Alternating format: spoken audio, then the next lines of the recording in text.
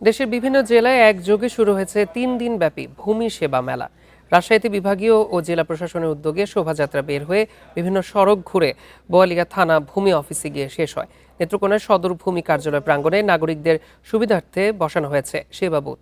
এদিকে খাগড়াছড়িতে সদর উপজেলা সম্মেলন কক্ষে সংসদ সদস্য আব্দুল ওয়াদুদ ভূঁইয়ার উপস্থিতিতে উদ্বোধনী অনুষ্ঠান হয়। ফরিদপুরে জেলা প্রশাসক মাজহারুল ইসলামের নেতৃত্বে সচেতনতামূলক সেমিনার অনুষ্ঠিত হয়েছে। ঠাকুরগাঁওয়ে মেলার উদ্বোধনের পাশাপাশি শিবগঞ্জ বাফার গুদামের জন্য জমি অধিগ্রহণে 36 জন মালিকের হাতে 35 লাখ টাকার চেক তুলে দেন জেলা প্রশাসক। এছাড়া নড়াইলে 10টি স্টলের মাধ্যমে